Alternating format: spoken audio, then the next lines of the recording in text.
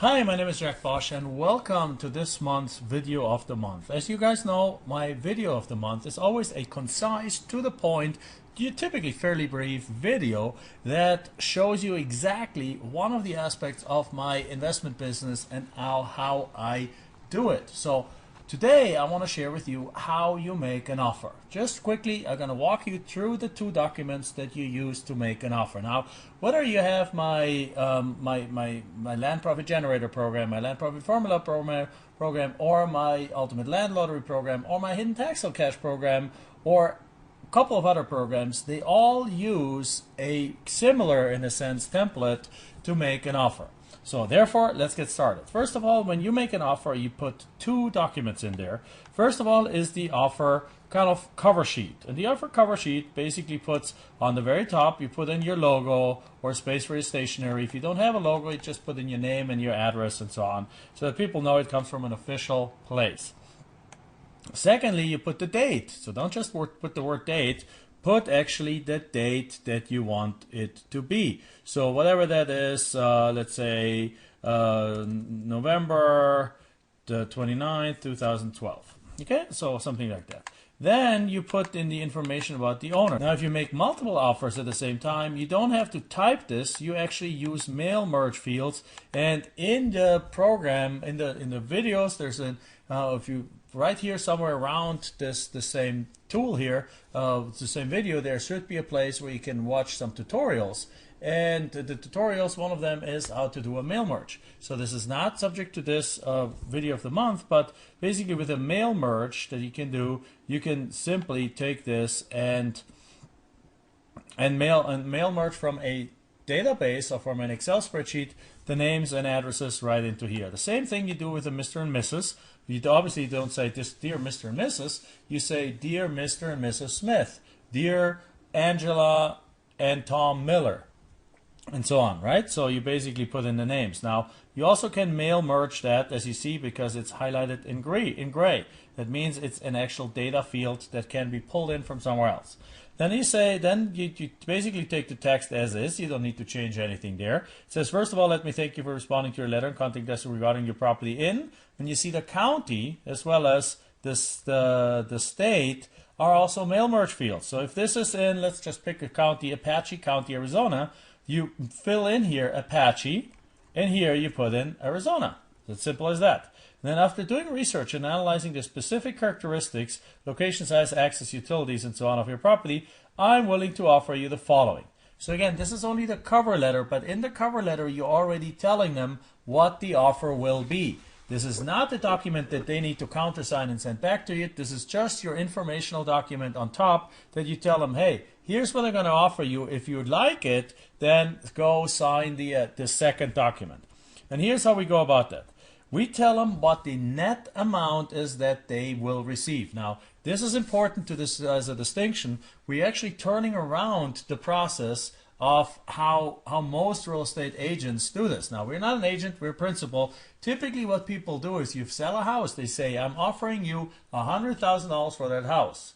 Now, if there's $90,000 in mortgages on there, then at the end, what the seller is going to net is $10,000. And there's commissions and there's things. So at the end of the day, they're probably netting less than $10,000. But let's keep it really simple in the sense that there's no commission due, but there's only the mortgage that need to be subtracted. So if you're making an offer in a house with a $90,000 mortgage and you're offering $100,000, you would say, hey, I'm offering you $100,000 minus a $90,000 mortgage, meaning you're getting $10,000 net. What we're doing is the exact opposite. We're telling them, here's what you get net. But please remember that also there's outstanding back taxes, if there's any, of X dollars. So if you're offering $1,000 for the property, you say, I'm offering you net $1,000. It means at the end of the story, at the end of the deal, you will have $1,000 in your pocket.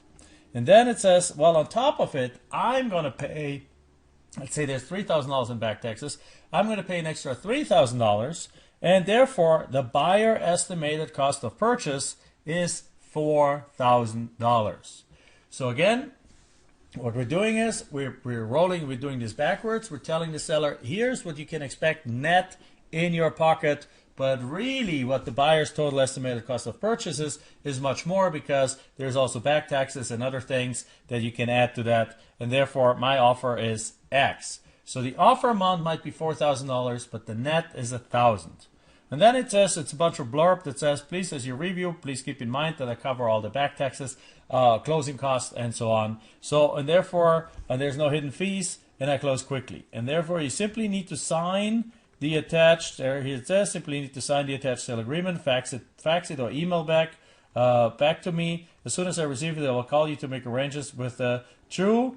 And now, if you use a title company, you put in the name of the title company that you use. In this sample, it says First American Title. You don't have to obviously use First American Title. You can use whoever you want for that. If you want to do it yourself, then you just replace that by saying True A Notary Public.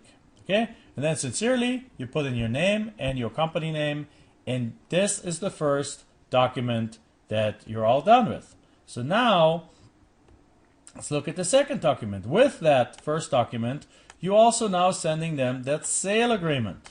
And in the sale agreement, again, it has a date. You date it off as of today. So if you do this today, let's say again, today is November 29, 2012, you put it on as November 29, 2012. The seller would be the owner seller. You again, these are gray fields, so you can mail merge them in from the actual Excel spreadsheet. If you make like 50 or 100 offers all at once, you can do that. And by the way, just a quick reminder, you can make 50 or 100 offers all at once, because you can back out of this agreement anytime for any reason, as I'll show you in a second. As a buyer, you put in your name and your city and street address, and you, very important, add this little phrase, and or assignee. That gives you the right to actually assign the document, assign this offer to anyone else. So if you have a signed offer and somebody else says, if you now, in this case, we offered $1,000 plus $3,000 in back taxes, $4,000. So if somebody comes along and wants to buy this property from you for $20,000, and what you can do is you can just give them your contract and they give you $16,000, right? And then they close on the deal and pay $3,000 in back taxes and $1,000 to the seller. So the total cost then for the person that you gave that contract is $20,000, which is what they wanted to pay in the first place. The price for you is you basically put zero out of pocket, because all you had is a signed document that you sold to somebody else that gave whoever owned the signed document the right to actually buy the property for $1,000 plus back taxes. Okay? So therefore, this is what this does. It allows you to assign this contract to somebody else. Then there's a few things. It's very simple. It says the seller and buyer agree to sell and buy the properties. And again, it's in the county. Which county is it? And which state is it? This is again merge fields. Then you can also merge in the parcel number as well as the legal description, which is unique identifiers of the property. And then you say the purchase price. And again, what you put in here is not, in our example, the $4,000. It's the $1,000, because you're telling them you're buying it for $1,000 net to the seller. Okay, and then you say you will pay cash for the property and no financing contingency. And then you say this will be closed by the deed delivered before. And at this point, you want to give yourself about 45 to 60 days. Now, if you apply this, that gives you enough time to do research. Now, if you apply this for the hidden tax sale cash method, and you're 30 days before an auction, obviously you need to adjust this to have the closing be happening before the auction, so that you can buy the property before the auction, record it before the auction, and therefore you're the owner of record before the auction, before the property sells at auction. So therefore, obviously, but if you do this if you have more time, if there's no auction, you're doing the land profit generator method, then you should give yourself about 45 to 60 days to close this. And then it says unless blah blah blah, and then it says also here there's a bunch of blah blah, but this is an important piece here, and it says buyer retains the right to cancel sale agreement anytime for any reason. Is that a good thing to have in there? Yes. This basically states that if you don't like the color of the paper that the seller sends you some follow-up information on, or if you don't like the ink in which the deed is written, then you can back out. It doesn't matter what it is. If you don't like, I mean, there's unlimited for any time, for any reason. That means it gives you unlimited, absolute the right to back out of the contract. Okay? Closing cost, it says the buyer will pay all the closing costs and the sale will be closed by. Now, if you use a title company, insert the title company name. If you use no title company, if you do all it yourself, then you just say a notary public. Don't say both. Just use one of them. And then it says seller will convey marketable title, which basically says that there's nothing, all title issues are going to be resolved. And then you basically say the offer and acceptance, this offer shall automatically expire on X date. Now, here's the thing. This is different from when the closing will happen. Basically, when you make an offer, you don't want that offer to be floating around for 10 years being valid. I mean, just think about it. If somebody would have made you an offer, if you would have made somebody an offer that way, if you would have made somebody an offer in 2005 in Florida for a property that's then for $50,000, right now that property has gone down in value and it's probably only worth $10,000. Now, if you would have not told in 2006 somebody that, hey, this offer is only valid, I'm going to extend you that offer, but you got to decide and accept or don't accept within the next 3 or 5 days. If I give you even a week, if I give you a week to decide whether or not to accept this, if you don't decide in that week, this offer is off the table and is null and void. Okay, it's expiring. It's not valid anymore. It's like you go to on Black Friday and they basically say offer only valid on Black Friday, right? Very simple. Here's the same thing. This offer is only valid until the date that you specified it. So the seller has to accept it before that date. That's really what you're saying here. Now, since you're using U.S. mail in most likely, that you gotta allow for about 3-4 days for the mail to get there, and then another 2-3 days for them to accept it, and then another couple of days for it to come back to you. So therefore, I like to give them about 7-8 days, perhaps even 9 days, somewhere around that. So therefore, if you make this offer on November 29th, you might give them, if you're really stretching it, until December 9th. Or if you make the offer on November 29th, perhaps you send it out until December 1st, and then you give them 9 days until December 9th. But that limits your exposure to having just offers out there that are at whatever price and the market changes. Okay, so that's what you do there. So if not accepted within the time frame, it's expired, and then you sign it as you actually wait, and then you put it here as the buyer. If you want, what you can do is you can go here and you say buyer, your buyer, your name, and put in the date on there, and then this offer is done. Now here on the very bottom in your template, there's something else, and that is a disclaimer.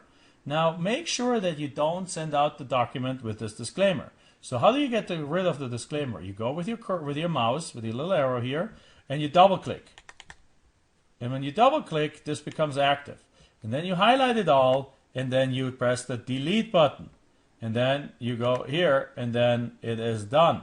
Now you have a document that is totally nice to write and so on. Now this date, the date field that we have here, let me actually put this back in because this is my template.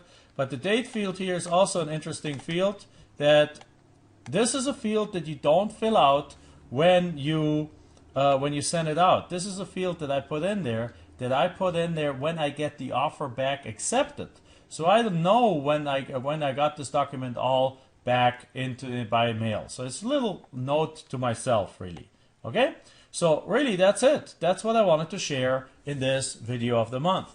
Now you take these two documents, you take the offer sheet and the offer, and send it out by mail to the seller after they call you. Now you only sent this document out to the people that have expressed interest in receiving an offer.